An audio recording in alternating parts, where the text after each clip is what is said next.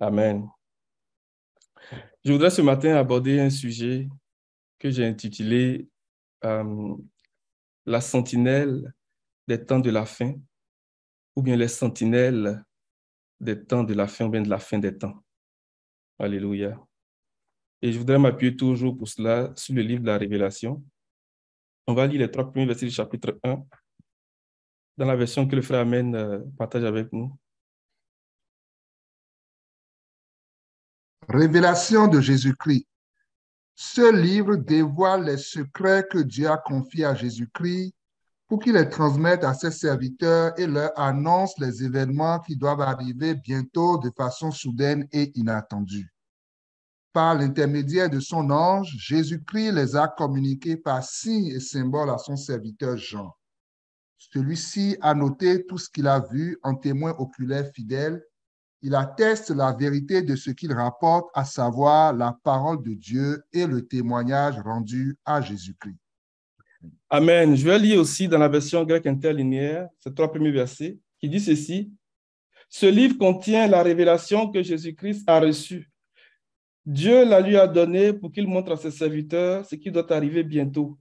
Le Christ a envoyé son ange à son serviteur Jean pour lui faire connaître cela.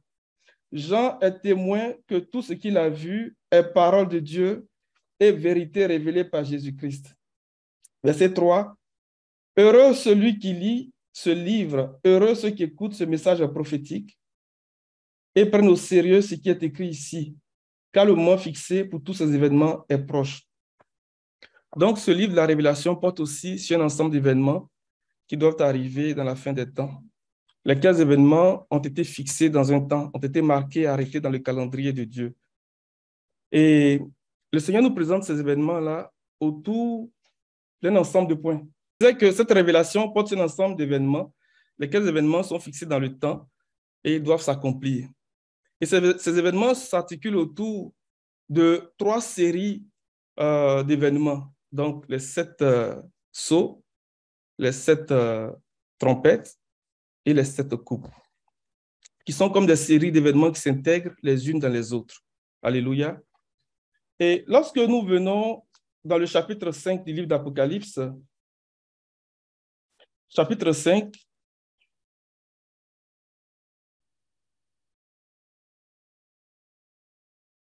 je vais faire des commentaires rapidement. Jean a vu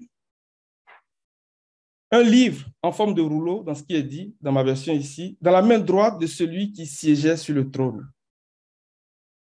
Et il dit qu'il était écrit des 2 côtés et fermé par 7 sceaux. Et il a vu un ange puissant qui proclamait d'une voix forte qui est digne de prendre le livre et de briser les sceaux, d'ouvrir le livre. Lorsque nous regardons ce qui se passe ici, dans la pensée du livre de Daniel, Daniel chapitre 12, verset 4 particulièrement et verset 9, cela est un indicateur pour nous. Cela vient nous enseigner quelque chose. Daniel chapitre 12.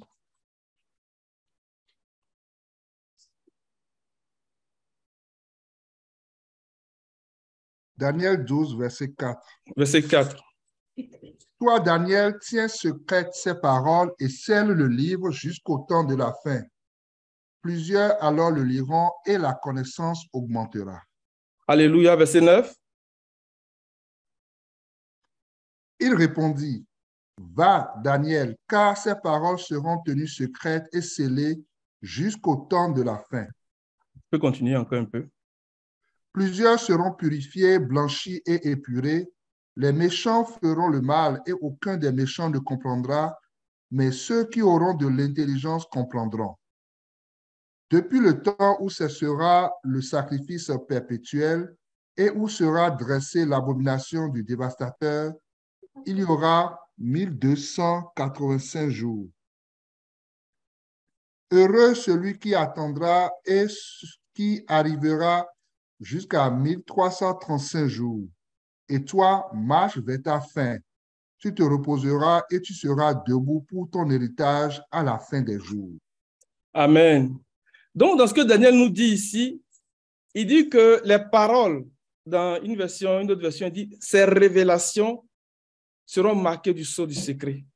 Ces paroles seront tenues secrètes jusqu'au moment de la fin. Donc, dans ce que Jean nous présente ici dans le chapitre 5, cela nous permet de penser et de dire que cela s'inscrit dans le temps de la fin, que le temps de la fin est arrivé. Parce que Daniel a dit que c'est au moment de la fin que nous allons avoir la révélation de ces paroles. C'est au moment de la fin que les sceaux du secret vont être rompus, les sceaux du secret vont être brisés. Alléluia. Cela est très important. Et par la suite, on voit que les sceaux sont rompus. Et il y a une série d'événements qui se présentent. Et à la suite des sceaux qui sont rompus, on voit qu'il y a 7 trompettes qui sont remises à des anges pour sonner de la trompette. Et c'est là qui va être comme le point de départ de notre sujet de ce matin. Pourquoi? Parce que Ézéchiel 33 nous dit ceci, lorsque le Seigneur parle à Ézéchiel en lui disant qu'il a choisi comme sentinelle. On va lire à partir du verset 1, vous allez voir pourquoi est-ce que nous faisons le lien avec l'appel d'Ézéchiel, donc d'Ézéchiel 33, à partir du verset 1.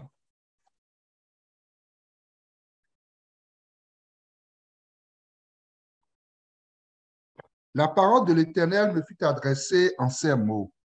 Fils de l'homme, parle aux enfants de ton peuple et dis-leur. Lorsque je fais venir l'épée sur un pays et que le peuple du pays prend dans son sein un homme et l'établit comme sentinelle, si cet homme voit venir l'épée sur le pays, sonne de la trompette et avertit le peuple, et si celui qui entend le son de la trompette ne se laisse pas avertir et que l'épée vienne le surprendre, son sang sera sur sa tête. Il a entendu le son de la trompette et il ne s'est pas laissé avertir. Son sang sera sur lui. S'il se laisse avertir, il sauvera son âme. Si la sentinelle voit venir l'épée et ne sonne pas de la trompette, si le peuple n'est pas averti et que l'épée vienne enlever à quelqu'un la vie, celui-ci périra à cause de son iniquité, mais je redemanderai son sang à la sentinelle. Gloire à Dieu.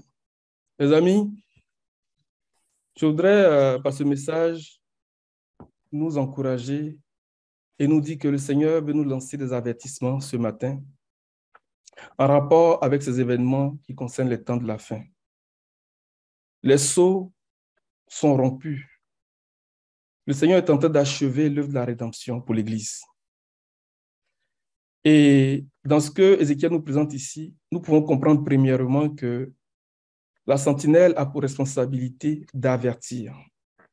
Ce qui nous permet de comprendre aussi que les 7 trompettes que nous voyons dans le livre d'Apocalypse sont des messages d'avertissement, sont des signaux d'avertissement pour nous interpeller à revenir de nos mauvaises voies, pour nous interpeller à revenir d'un cœur sincère au Seigneur, en nous séparant de tout ce qui souille notre esprit et notre corps.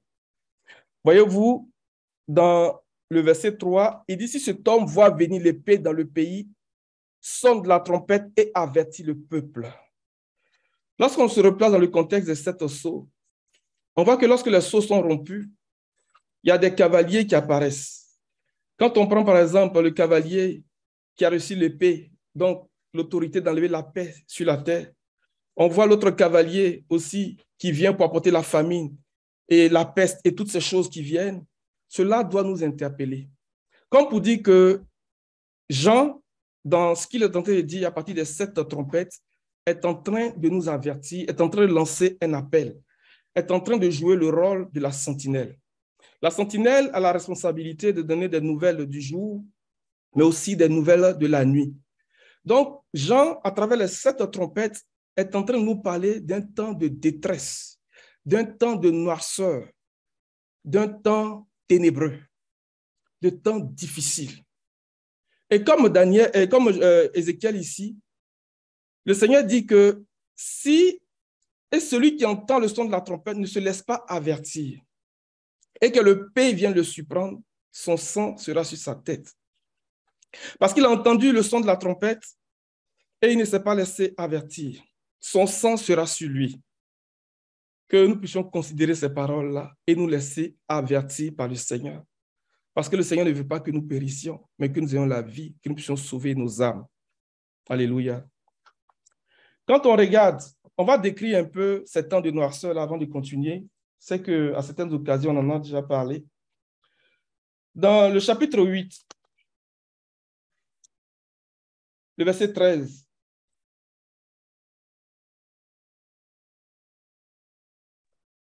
tu peux lire, mon frère. Je regardai et j'entendis un aigle qui volait au milieu du ciel, disant d'une voix forte, malheur, malheur, malheur aux habitants de la terre à cause des autres sons de la trompette des trois anges qui vont sonner. Alléluia. Dans la version que j'ai, lorsque le Seigneur parle à l'église de Philadelphie, au verset 10, après chapitre 3, il dit que parce que tu as gardé la parole de la persévérance en moi, je te garderai aussi de la période de malheur qui va s'abattre sur la terre. Il parle d'une période de malheur. Et dans ce que le frère vient de lire, nous voyons cette période de malheur-là qui est associée à des sonneries de trompettes. Quand il dit malheur, malheur, malheur aux habitants de la terre à cause des autres sons de trompettes, des trois anges qui vont sonner. Et dans le chapitre 9, verset 12, nous voyons que le premier malheur est passé. Dans le chapitre 11, verset 14, nous voyons le second malheur qui passe. Et lorsque nous arrivons dans le chapitre 12, verset 12, lorsque le dragon est précipité, il y a encore un malheur qui arrive. Et puis il dit malheur aux habitants de la terre et de la mer, car le diable est descendu vers vous, animé d'une grande colère. Ces choses sont données pour nous interpeller, que nous puissions nous laisser avertir ce matin au nom de Jésus. Et c'est ce que Daniel a présenté dans le chapitre 12 quand il dit que c'est une époque de détresse telle que le monde n'a jamais connue. Telle que le monde n'a jamais connue.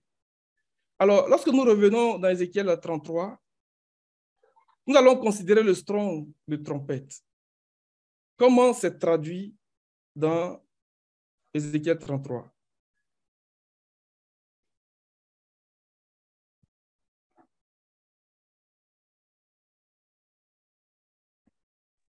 La trompette est traduite ici par chauffard, donc la corne de bélier. Et c'est tout un enseignement que nous avons en lien avec cette corne de bélier. Parce que la première occurrence de la corne de bélier que nous avons, c'est dans Genèse chapitre 22, le verset 13. Pour dire que le son de la trompette, le son du chauffard, donc la corne du bélier, nous parle de l'œuvre rédemptrice de Christ. Lorsque le Seigneur a dit au patriarche d'offrir Isaac en sacrifice sur l'une des montagnes qu'il allait lui indiquer, la Bible dit qu'Abraham est parti, c'était une mise à l'épreuve, Abraham est parti en obéissant à la parole du Seigneur. Et après 3 jours de marche, il a levé les yeux, il a vu de loin l'endroit indiqué par le Seigneur. On va aller dans Genèse chapitre 22, verset 13.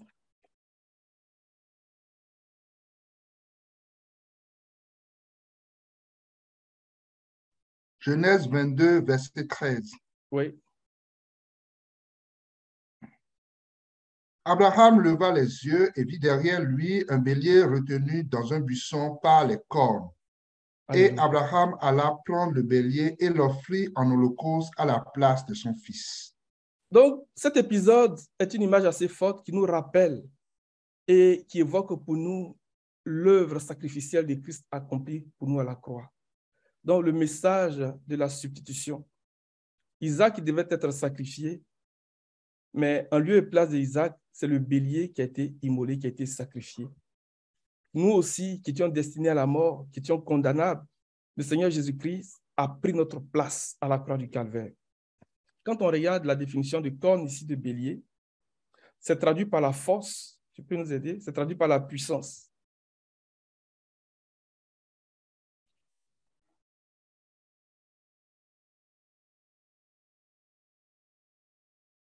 Corne. Donc, la corne est définie par la force. C'est traduit par la puissance. Si tu vas plus bas, tu vas voir ces définitions. C'est traduit par la puissance. Alléluia. Mais il dit ici que le bélier était retenu par les cornes, par ses cornes. Christ était retenu à la croix par 2 bois. Donc, le bois de la justice et le bois de la droiture. Comme pour dire que L'œuvre de la croix, c'est vraiment la puissance de Dieu pour notre salut. Christ a été retenu à la croix à travers les bois. Donc, le bois de la croix signifie pour nous les cornes de la puissance de notre rédemption, les cornes de la puissance de notre délivrance. Et c'est le même thème que nous allons retrouver dans le tabernacle de Moïse en lien avec les cornes de l'autel. Et les cornes de l'autel signifient pour nous un refuge de haute sécurité. C'est une haute retraite. Et les cornes aussi, comme on l'a vu ce vendredi avec Anne dans son cantique, elle disait, Seigneur, tu as relevé ma force, tu as relevé ma corne, et ma bouche s'ouvre contre mes ennemis. Mais pourquoi est-ce qu'il est important pour nous de rappeler ces choses? Il est important pour nous de rappeler ces choses parce que lorsque Jean-Baptiste a présenté le Seigneur, il a dit, voici l'agneau de Dieu qui ôte le péché du monde. Mais dans ce que Aaron faisait, on sait qu'à la journée des expiations, c'était les 2 boucs expiatoires qui étaient offerts en sacrifice. C'était les boucs qui portaient le péché, ce n'était pas l'agneau. Donc, il y a 2 réalités que Jean-Baptiste va nous présenter quand il présente le Seigneur comme l'agneau de Dieu qui ôte le péché du monde. Là où c'est mis « ôte le péché du monde », si vous regardez les traductions, ça va être mis « qui porte le péché du monde ». Pour dire quoi? Il faudrait premièrement que nous rappelions l'œuvre de la croix, que nous puissions considérer l'œuvre de la croix. Lorsque la sentinelle est en train d'annoncer des jours ténébreux, lorsque la sentinelle est en train d'annoncer des jours sombres, une période de détresse telle que le monde n'a jamais connue, il nous appartient de trouver notre refuge, notre sécurité au cornes de l'autel, de trouver notre refuge, notre sécurité dans l'œuvre de Christ accomplie à la croix du Calvaire pour nous. Ça, c'est la première chose. Et nous allons lire pour cela le passage de 1 Corinthiens chapitre 1, verset 17, dans ce que Paul va dire que, vas-y, tu vas le lire.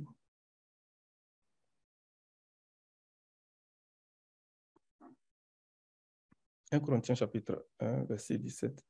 Ce n'est pas pour baptiser que Christ m'a envoyé, c'est pour annoncer l'Évangile, et cela sans la sagesse du langage, afin que la croix de Christ ne soit pas rendue vaine. » Est-ce que tu as une autre version?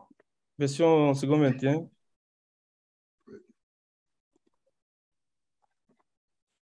Verset 18. Verset 18, second 21. En effet, le message de la croix est une folie pour ceux qui périssent, mais pour nous qui sommes sauvés, il est la puissance de Dieu.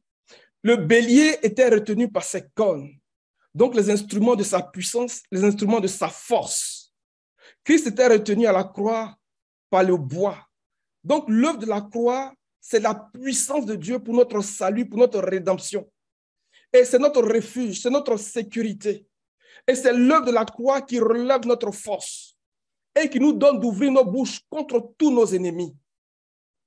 Dans ces temps troubles, il faudrait que nous puissions trouver notre refuge, notre sécurité dans l'œuvre de la croix. Parce que le message de la croix est la force pour notre rédemption et la puissance de Dieu pour notre salut. Ça, c'est la première chose. Mais comme nous le disions, ce n'était pas l'agneau qui portait le péché, mais qui ôtait le péché. C'était à travers le sacrifice d'expiation, donc par les 2 boucs, que le péché du peuple était couvert, Kippour, mais pour nous, qui est ôté. Donc, l'apôtre Jean-Baptiste annonçait une autre réalité, donc la fête des expiations. Donc, pendant que nous regardons les 7 trompettes que Jean est en train de sonner, suite à l'ouverture des 7 sceaux, comme pour nous interpeller, comme pour nous avertir en tant que sentinelles, en nous donnant des nouvelles de la nuit, mais aussi des nouvelles du jour pour parler de l'œuvre de la rédemption, le Seigneur nous interpelle aussi à avoir les regards fixés sur la journée des expiations, sur le travail des expiations. Les amis, nous allons pour rentrer dans l'accomplissement des fêtes de l'automne. Il y a 7 fêtes que le Seigneur a données à Israël qui établissent le calendrier de Dieu, de comment le Seigneur va nous prendre de notre humanité et nous élever dans la divinité. Les 4 premières fêtes avaient lieu, ou bien ont lieu au printemps, et les 3 dernières fêtes ont lieu à l'automne. Alléluia. Et depuis la Pâque jusqu'à à la fête de Sukkot, donc à la période de l'automne, en Israël, il n'y avait pas de pluie. C'était une période de sécheresse. Et ce qu'ils avaient, c'était la rosée qui arrosait la terre et tout ça. Mais dès Sukkot, dès l'automne, ils avaient les premières pluies. Et ces premières pluies-là sont appelées morée, ou bien yoré dans certaines traductions, et c'est traduit par enseignement. Donc, ce sont des paroles d'enseignement que le Seigneur envoie pour préparer le peuple à rentrer dans ces 3 dernières fêtes, donc les fêtes à l'automne. Et à partir de ce temps-là, il commence à recevoir les premières pluies, donc des pluies d'enseignement. Et nous croyons que dans ces temps-ci, le Seigneur nous visite fréquemment, pas de fréquentes pluies, pas de fréquentes révélations, pas des pluies abondantes. Et depuis Sukkot jusqu'à à Pâques, c'était à Pâques que s'arrêtait la dernière pluie. C'est très important de le considérer. Parce que le Seigneur a dit que je ne boirai plus du fruit de la vigne jusqu'à ce que cela soit accompli dans le royaume de mon Père. Alors qu'il instituait la Pâque, alors qu'il inaugurait la nouvelle alliance, il a dit ces paroles. Que ne sont pas privés de ces pluies-là. Que l'Église de Québec et tous les frères avec lesquels nous communions soient arrosés de ces fréquentes pluies au nom puissant de Jésus. Donc, la première chose que je voulais dire en lien avec le message de la sentinelle des derniers temps, c'est que nous devons avoir les regards sur l'œuvre rédemptrice de Christ, de considérer que nous nous en allons pour expérimenter la fête des tentes, la fête de la glorification. À travers cette image que nous voyons avec Abraham, le bélier qui était retenu par les cornes. Et ce matin, je prie aussi que si quelqu'un était retenu par sa force, parce que le bélier était retenu dans les buissons par ses cornes, les objets, les instruments de sa puissance, de sa force. Ça peut être le cas aussi pour nous, parce que Anne a dit, il a relevé ma corne, il a relevé ma force, ma puissance, en me donnant un fils. Alléluia. Donc, cela en lien avec la venue du Seigneur, cela en lien avec la révélation des fils de Dieu. Mais quelqu'un de nous, ou bien quelqu'un parmi nous, peut être retenu par sa force. Parce que ce matin, nous avons les regards fixés sur l'œuvre rédemptrice de Christ. Parce que ce matin, nous considérons l'œuvre de la croix. Le Seigneur nous délivre, il relève notre corne, il relève notre force au nom puissant de Jésus. Qu'aucun de nous ne soit retenu par sa corne, qu'aucun de nous ne soit retenu par sa force au nom de Jésus. Que ce soit la maladie ou une quelconque situation, que l'œuvre de la croix, qui est suffisante encore pour nous délivrer, s'accomplisse dans la vie de tout un chacun au nom puissant de Jésus. C'est la première chose. Et quand nous considérons toujours le chauffard, selon le Strong, nous voyons que lorsque le peuple est sorti de l'Égypte et que le Seigneur vient les rencontrer dans l'épisode d'Exode 19, la Bible dit ce matin-là de la visitation du Seigneur, ce matin-là où le Seigneur vient les rencontrer, la trompette retentissait de plus en plus fortement. Moïse parlait à haute voix et le Seigneur lui répondait. Donc, pendant que nous sommes en train de regarder le message de la sentinelle, comprenons que le Seigneur nous interpelle quant à son retour. Le Seigneur veut que nous nous préparions à le rencontrer. Il a dit à Moïse, consacre le peuple aujourd'hui et demain, et le 3e jour, je viendrai vous rencontrer. Et ce matin-là de la rencontre avec le Seigneur, la Bible dit que la nuée était épaisse. Le son de la trompette retentissait de plus en plus fortement. Et c'est ce jour-là que le peuple a reçu la loi, la parole du Seigneur. Alléluia. Le Saint-Esprit était présent.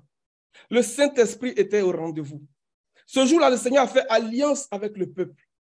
Donc, pendant que la sentinelle est en train de sonner, à travers les 7 trompettes dans l'Apocalypse, ayons dans notre pensée, dans notre esprit, ce jour de la rencontre glorieuse avec le Seigneur, de la théophanie du Seigneur. C'est pour ça que lorsque nous regardons l'Apocalypse, nous pouvons voir la pensée du livre de l'Exode.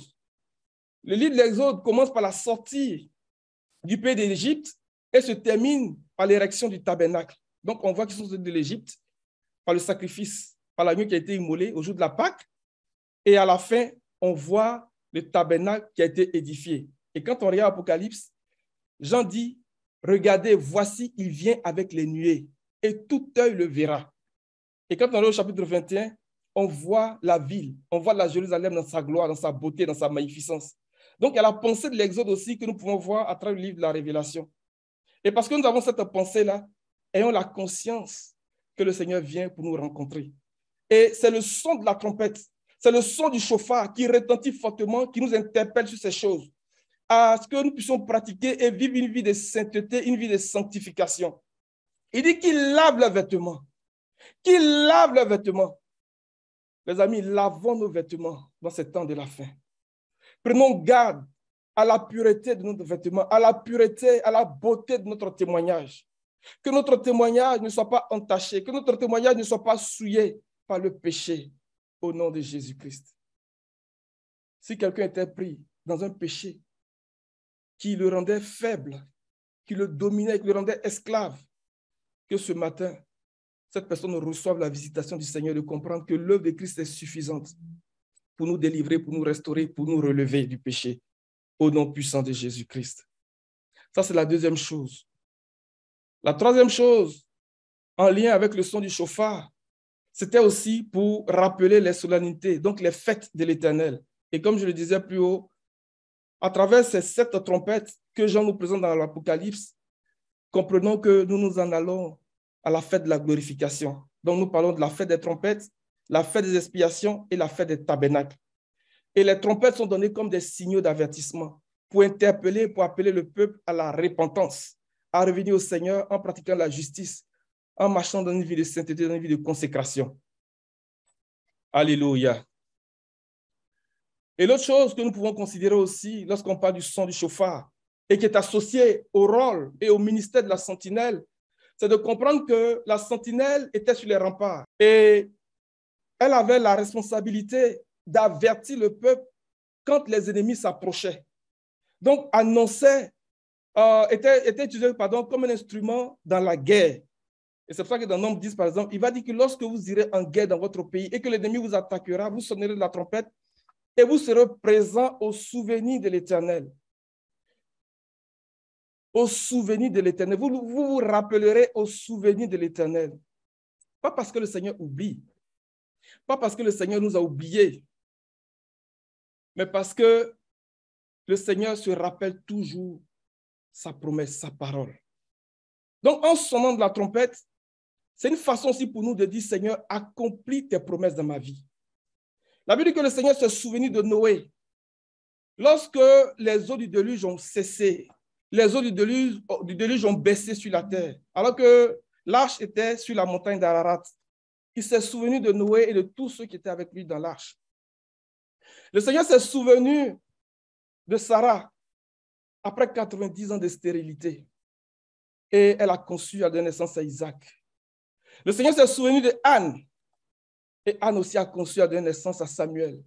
Mais le Seigneur s'est aussi souvenu de Babylone. Et c'est ce que nous voyons. Le Seigneur va se souvenir de Babylone pour la juger.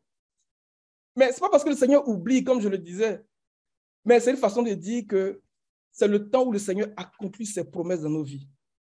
Donc, à travers les 7 trompettes que nous voyons dans le livre d'Apocalypse, c'est une façon aussi de nous interpeller quant à l'accomplissement des promesses de Dieu en ce qui concerne notre rédemption, en ce qui concerne notre glorification. Amen. Que le Seigneur ouvre nos oreilles ce matin et que nous soyons attentifs au message de la sentinelle, donc des sentinelles des temps de la fin ou même de la fin des temps. Parce que notre glorification, notre rédemption est proche. Notre rédemption est proche. Alléluia. Merci Seigneur. On va revenir dans Daniel rapidement, s'il te plaît, fais Amen. Daniel chapitre 12.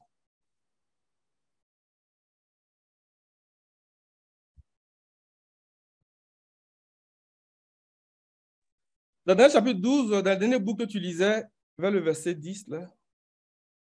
On reprend la partie du verset 9, pardon, mon frère. Il répondit, va Daniel, car ces paroles seront tenues secrètes et scellées jusqu'au temps de la fin. Plusieurs seront purifiés, blanchis et épurés. Les méchants feront le mal et aucun des méchants ne comprendra, mais ceux qui auront de l'intelligence comprendront. Depuis le temps où cessera le sacrifice perpétuel et où sera dressée l'abomination du dévastateur, il y aura 1290 jours. Heureux celui qui atteindra et qui arrivera jusqu'à 1335 jours. Et toi, marche vers ta fin. Tu te reposeras et tu seras debout pour ton héritage à la fin des jours. Dans le verset 10, il dit plusieurs seront purifiés. Plusieurs seront purifiés, blanchis et épurés. Les méchants feront le mal encore, le mal, et aucun des méchants ne comprendra. Mais ceux qui auront de l'intelligence comprendront.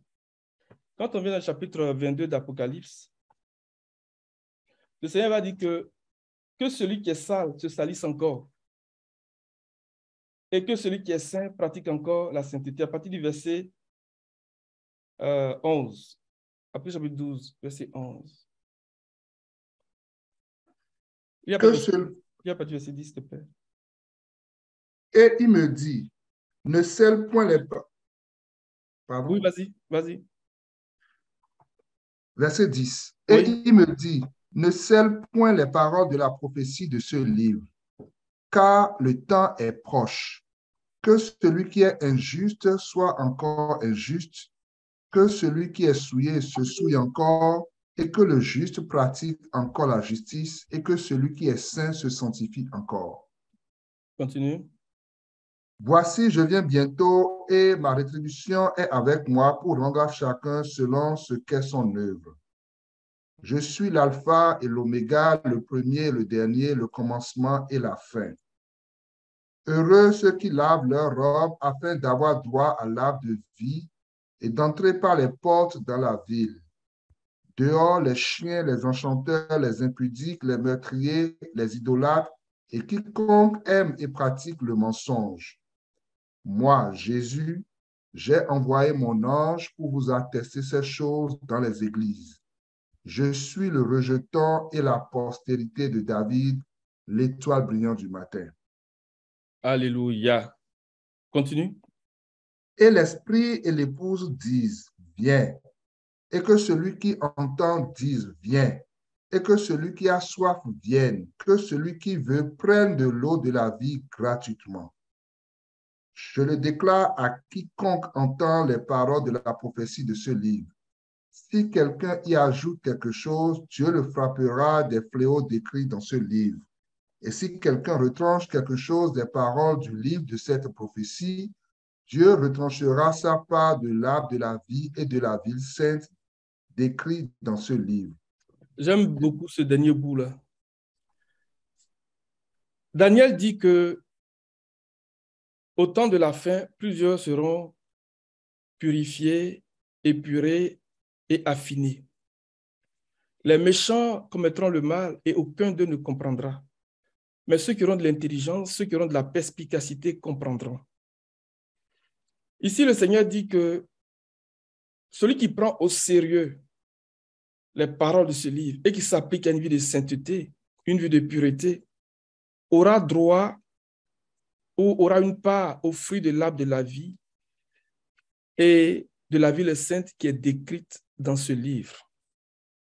Notre part, ce qui veut dire de façon terre à terre, c'est que notre part du fruit de l'arbre de la vie et de la ville sainte présentée dans ce livre ne sera possible que par la parole prophétique, ne sera possible que par le message prophétique.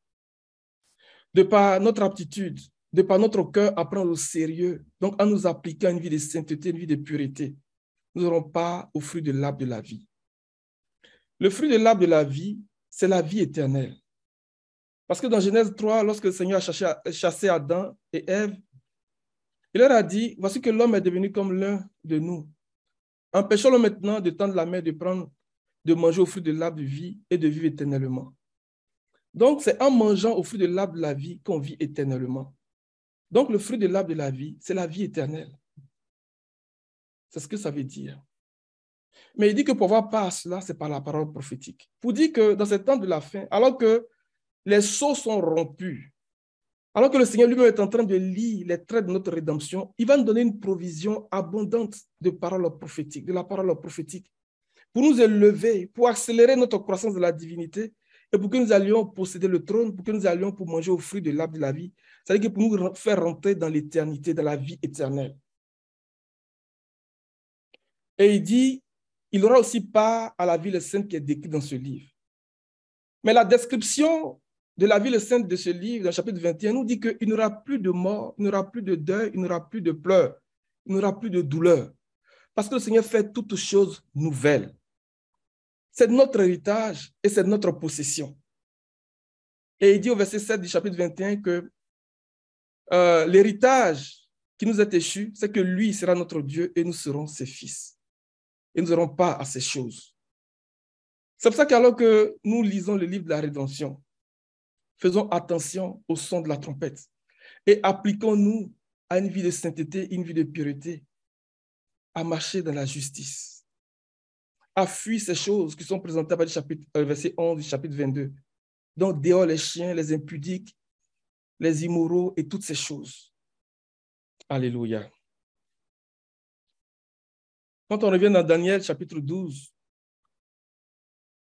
à partir du verset 11, il dit « Depuis le temps où cessera le sacrifice perpétuel et où sera dressée l'abomination du dévastateur, il y aura 1290 jours. » Mais l'abomination du dévastateur va être dressée comment? Dans le chapitre 11, verset 31, il nous donne la révélation de comment cela va se faire.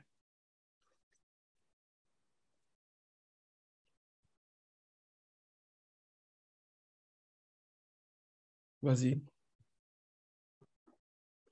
Des troupes se présenteront sur son ordre, elles profaneront le sanctuaire, la forteresse, elles feront cesser le sacrifice perpétuel et dresseront l'abomination du dévastateur. Tu peux continuer. Il séduira par des flatteries les traites de l'alliance. Mais ceux du peuple qui connaîtront leur Dieu agiront avec fermeté, et les plus sages parmi eux donneront instruction à la multitude. Il en est qui succomberont pour un temps à l'épée et à la flamme, à la captivité et au pillage. Dans le temps où ils succomberont, ils seront un peu secourus, et plusieurs se joindront à eux par hypocrisie. Quelques-uns des hommes sages succomberont, afin qu'ils soient épurés, purifiés et blanchis jusqu'au temps de la fin, car elle n'arrivera qu'au temps marqué. Il y a beaucoup de choses à dire ici, mais que nous ne sommes pas de ceux qui succombent devant l'épée, parce que nous nous réfugions dans le sang de Christ, dans la forteresse du Seigneur, parce que nous nous accrochons au cornes de l'autel, nous ne sommes pas ébranlés. Mais il dit, des troupes se présenteront sur son ordre. Mais les troupes de qui? Du roi du Nord. Quand on parle du roi du Nord, il faudrait que nous comprenions que le Seigneur est en train de nous parler de la guerre de Gog et de Magog. Et cela nous est présenté aussi dans le livre d'Apocalypse. Mais Ézéchiel en parle dans le chapitre 38 et le chapitre 39 d'Ézéchiel, où il parle du roi du Nord. Donc, le prince de Roche, le prince de Gog, de Méchec, de Tubal. Pour dire que le Seigneur annonce qu'il va avoir vraiment des temps difficiles, il va avoir des conflits, il va avoir des armées qui vont se lever et qui vont s'affronter. Le verset 31 ici du chapitre 11 de Daniel, c'est ce que Matthieu va nous révéler quand il dit qu'il y aura de la vengeance contre le peuple, la nation d'Israël. Mais il appelle cela la période des nations, la période accordée aux nations. Il va y avoir de l'agitation dans les nations. Il va y avoir des choses qui vont se faire dans les nations. Et le psalmiste, dans le psaume 2, a commencé à dire, au verset 3, ils ont dit, arrachons le lien. Donc, rejetons tout ce qui est de Dieu. C'est les choses que nous allons voir. Les hommes vont s'enfoncer de plus en plus dans le mal. Ils vont rejeter tout ce qui est de Dieu. Et ils vont dresser l'abomination de la désolation. Et Matthieu 24, verset 15 le dit. Et le Seigneur dit, lorsque vous verrez ces choses être établies là où on ne devrait pas être, que celui qui lit fasse attention. Que la fermeté s'attache à notre espérance. Que la fermeté s'attache à notre espérance. Et que nous ne trébuchions point au nom de... Dans Daniel chapitre 11, s'il te plaît, mon frère. Il dit qu'il séduira par des flatteries les traites de l'alliance, que nous ne sommes pas des traites, Parce que ce sont les traîtres qui vont séduire. Pour dire qu'il va y avoir une période de séduction, il va y avoir une forte séduction. Le Seigneur nous interpelle aussi sur ces choses. Il dit, mais ceux du peuple qui connaîtront leur Dieu agiront avec fermeté. C'est pour ça que nous disons que la fermeté s'attache à notre espérance, par notre connaissance de Dieu. C'est par notre connaissance de Dieu que la fermeté va s'attacher à notre espérance, que nous allons être fermes, solides et inébranlables. La connaissance de Dieu, c'est la vie éternelle. Or, la vie éternelle, c'est qu'ils te connaissent. Toi, le seul vrai Dieu, et celui que tu as envoyé, Jésus-Christ. Alléluia. Que le Seigneur suscite du milieu de nous vraiment des étoiles pour nous donner des instructions et pour comprendre ce qui est en train de se passer, pour comprendre ce que Dieu est en train de faire dans le corps aujourd'hui, pour achever notre rédemption. Alléluia. Et je vais terminer sur ce dernier bout-là, dans Apocalypse chapitre 5, parlant du livre. Parce que cela est très important pour nous. Le Seigneur est en train de lire les traits de notre rédemption, de notre glorification. Et parce qu'il lit cela, il suscite pour nous la corne du salut, une corne du salut. Tu peux revenir au chapitre 5 de l'Apocalypse, mon frère, à partir du verset 1. Puis je vis dans la main droite de celui qui est assis sur le trône un livre écrit en dedans et en dehors scellé de 7 sceaux. Et je vis un ange puissant qui criait d'une voix forte, qui est digne d'ouvrir le livre et d'en rompre les sceaux. Et personne dans le ciel, ni sur la terre, ni sous la terre, ne put ouvrir le livre ni le regarder. Et je pleurais beaucoup de ce que personne ne fut trouvé digne d'ouvrir le livre ni de le regarder. Et l'un des vieillards me dit, ne pleure point, voici le lion de la tribu de Juda, le rejeton de David, a vaincu pour ouvrir le livre et ses 7 sceaux. Continue. Et je vis au milieu du trône et des 4 êtres vivants et du milieu des vieillards, un agneau qui était là comme immolé. Il avait 7 cornes et 7 yeux qui sont les 7 esprits de Dieu envoyés par toute la terre. Il vint et il prit le livre de la main droite de celui qui était assis sur le trône. Quand il eut pris le livre, les 4 êtres vivants et les 24 vieillards se prosternèrent devant l'agneau, tenant chacun une harpe et des coupes d'or remplies de parfums qui sont les prières des saints. Et ils chantèrent un cantique nouveau en disant, « Tu es digne de prendre le livre et d'en ouvrir les sceaux, car tu as été immolé et tu as été racheté pour Dieu par ton sang. Et tu as été racheté pour Dieu. Et tu as racheté pour Dieu par ton sang des hommes de toute tribu, de toute langue, de tout peuple et de toute nation. Tu as fait d'eux un royaume et des sacrificateurs pour notre Dieu, et ils régneront sur la terre. » Gloire au Seigneur. Voyez-vous, dans leur cantique, ils disent que c'est un cantique nouveau. Tu es digne de prendre le livre et d'en ouvrir les sceaux. Car tu as été immolé et tu as racheté pour Dieu par ton sang des hommes de toute tribu, de toute langue, de tout peuple, de toute nation. Tu as fait d'eux un royaume et des sacrificateurs pour notre Dieu, et ils régneront sur la terre. Lorsque le Seigneur a appelé le patriarche Abraham, il lui a dit, quitte ton pays, ta patrie, ta famille, pour le pays que je te montrerai. Et toutes les familles de la terre seront bénies en ta postérité. Vous voyez, cette promesse du patriarche Abraham traverse les âges, traverse les générations, les époques, et nous atteint, et s'en va pour s'accomplir. Au moment où le Seigneur est en train de lire les traits de notre rédemption, il rappelle ses promesses d'une certaine façon dans le cantique.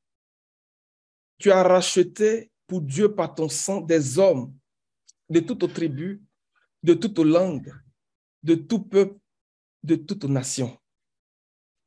Donc, pour reprendre la pensée de la promesse du Seigneur patriarche, toutes les familles de la terre seront bénies en ta postérité, c'est-à-dire en Christ. toutes les familles de la terre seront bénies en ta postérité, c'est-à-dire en Christ. Alléluia. Et cela n'a été possible que par le sacrifice de Christ à la croix pour nous. Le sacrifice de Christ à la croix, nous le rappelons, est la corne de salut que Dieu déploie pour tous ceux qui croient. Est la corne de salut que Dieu déploie dans l'Église. Il dit que tu as racheté par ton sang des hommes. Il y a 3 niveaux de rachat en Israël. Quand on faisait l'histoire d'Israël, je disais qu'il y a 3 niveaux de rachat quand nous regardons la loi que le Seigneur a donnée au peuple d'Israël. Donc, il y a le rachat de la personne, il y a le rachat de la propriété et il y a le rachat de la postérité. Et en Israël, celui qui avait le droit de rachat, pour celui qui ne pouvait pas se racheter lui-même, pour celui qui ne pouvait pas se soustraire de ses dettes, pour celui qui, on va dire, qui était mort, qui n'avait pas eu de descendance, c'était son plus proche parent qui avait le droit de rachat sur cette personne. Et les amis, nous savons qu'aucun de nous ne pouvait se soustraire, ne peut se soustraire de la mort. Aucun de nous ne pouvait se soustraire de 430 années d'esclavage en Égypte, dans les liens du péché, dans les liens de la servitude, de la fournaise où on fait fondre le fer. Aucun de nous ne peut faire ce travail. Aucun de nous, quelle que soit notre richesse, quel que soit tout ce que nous avons, quel que soit tout ce que nous possédons, nous ne pouvons pas nous soustraire de la mort. C'est Christ seul qui peut faire ce travail-là. Et à travers ces 3 niveaux de rachat, le Seigneur nous parle de la rédemption de notre esprit, de la rédemption de notre âme et de la rédemption de notre corps. Et c'est par le sacrifice de Christ. Et c'est par sa parole qui fait ce travail. C'est pour ça que l'œuvre de Christ à la croix est vraiment une œuvre que nos mots ne peuvent pas expliquer. Mais je prie ce matin que chacun de nous fassions l'expérience de cette œuvre que le Seigneur a accomplie pour nous à la croix. C'est vraiment la corne du salut que le Seigneur déploie dans l'Église pour nous élever de notre humanité et pour que nous puissions saisir la divinité. Et si on fait le parallèle, on l'a déjà dit, mais on va le rappeler, avec ce qui s'est passé avec le prophète Jérémie, lorsque son cousin est venu lui proposer d'acheter son champ, ils ont conclu la transaction et les clauses, mais le contrat comportait 2 aspects. Donc, un aspect qui était comme des aspects du contrat qui étaient lisibles, qui étaient visibles, qui étaient à disposition, qu'on pouvait consulter régulièrement. Et l'autre aspect du contrat qui devait être mis dans un vase pour être conservé vraiment longtemps. Et dans le contexte de ce qui se passait, on peut penser que c'est un contexte de guerre. Et donc, après le retour de l'exil, il y aurait peut-être des conflits sur la propriété, sur les titres de propriété. Donc, celui qui aurait ce contrat-là pouvait se prévaloir de l'héritage que Jérémie avait laissé. Et ces 2 niveaux-là, nous pouvons le voir aussi à travers ce livre ici. Il dit que le livre était scellé de 7 sceaux. Mais pour dire qu'il y avait une partie qui était comme à l'extérieur, et puis c'est ce qu'il dit, il y a une partie qui était visible, on pouvait le voir. Mais il fallait que le Seigneur lui-même vienne briser les sceaux pour nous donner la capacité de pouvoir comprendre. Et cela peut être associé à la première rédemption. La première rédemption, comment le Seigneur, par son sacrifice, nous relève des effets de la chute. Et l'autre partie qui comporte les inscriptions à l'intérieur peut être vue comme la dernière rédemption. Comment le Seigneur va achever la dernière rédemption, ce qui nous concerne. Voyez-vous? Donc, au début du livre de la Révélation, il dit que heureux celui qui lit et ceux qui écoutent les paroles de la prophétie. Et cela est un sujet de joie pour nous. Et cela est un sujet d'action de grâce. Si nous avons la capacité, si nous avons cet entendement à écouter les paroles de la rédemption, parce que nous savons que le Seigneur, lorsqu'il lit, il dit aussi que cette parole que vous venez d'entendre, c'est accompli pour vous qui écoutez. Les amis, que nos oreilles soient percées, que nos oreilles soient ouvertes, pour que nous puissions entendre. Il dit, cette parole est accomplie pour vous qui écoutez, pour vous qui venez d'entendre. Que notre capacité, que notre entendement soit fécond, soit fertile.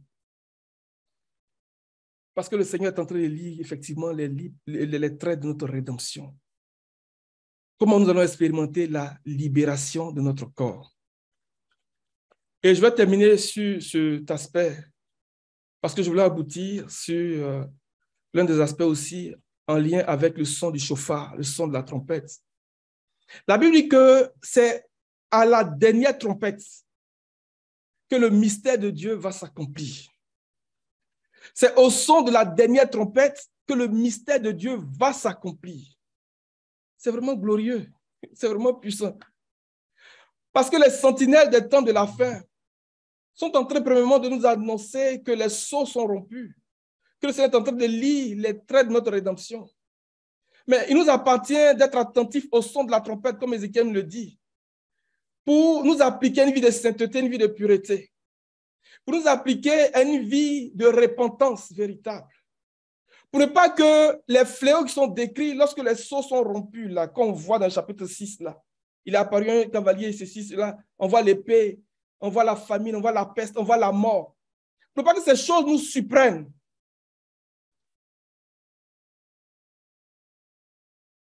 Alléluia.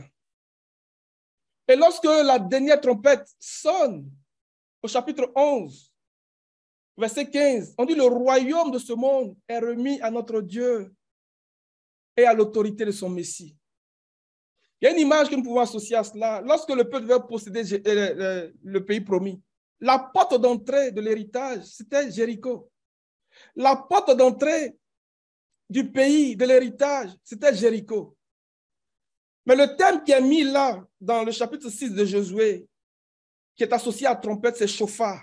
Donc, c'est au son des chauffards, c'est au son des trompettes que les murailles de la ville se sont écroulées. La Bible dit que personne ne pouvait entrer et personne ne pouvait sortir. La ville était barricadée, fermée. Mais c'est au son des trompettes. Et nous voyons ici 7 trompettes qui sont remises à 7 anges qui sonnent de la trompette. Et au son du 7e ange, on dit: le royaume de ce monde est remis à notre Dieu et à l'autorité de son Messie. Alléluia.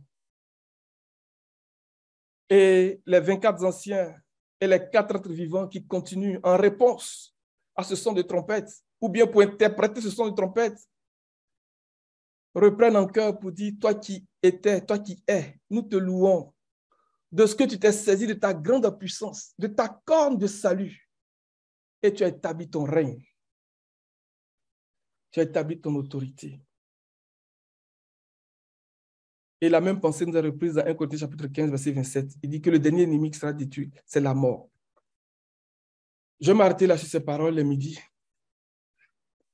Et je voudrais nous inviter à élever la voix ensemble, à prier, pour dire premièrement au Seigneur, dans la pensée d'Ézéchiel 33, en lien avec les 7 trompettes que nous voyons autour des 7 sceaux, et même des 7 trompettes et des 7 coupes, que nous puissions nous laisser avertir premièrement, que nous puissions avoir l'intelligence des temps et des saisons, nous puissions avoir des nouvelles de la nuit et des nouvelles du jour. C'est le travail de la sentinelle. D'être attentif à ce que le Seigneur est en train de faire pour notre rédemption, pour notre glorification. Que nous n'ayons pas des cœurs trop difficiles, des cœurs vraiment fermés, mais que nous puissions nous laisser nous avertir, nous puissions nous laisser être avertis par le Seigneur. Ce sont des avertissements, ce sont vraiment des signaux d'avertissement. Parce qu'il y a des temps difficiles qui arrivent. Aujourd'hui, les gens déclarent que, et ils ont annoncé la fin de la pandémie. Nous bénissons le nom du Seigneur. Mais quand on regarde bien les écrits dans l'Apocalypse, on dit qu'après des fléaux, les hommes ne se repentirent pas de leurs mauvaises actions, ils ne se repentirent pas de leur meurtre, et ils ont persévéré dans le mal. La première série de fléaux a atteint 1/4 de l'humanité. La deuxième série de fléaux a atteint le tiers, un tiers plus grand que 1/4. Et la troisième série de fléaux a atteint toute la terre. C'est vraiment des indications, c'est vraiment des choses auxquelles nous faut faire attention. Que le Seigneur nous aide vraiment. Être attentif au son de la trompette. Et que nous aussi, le Seigneur nous donne des trompettes pour que non seulement nous puissions nous rappeler à son souvenir, que les promesses de Dieu s'accomplissent pour nous au nom de Jésus-Christ. Alléluia. Nous allons prier le Seigneur.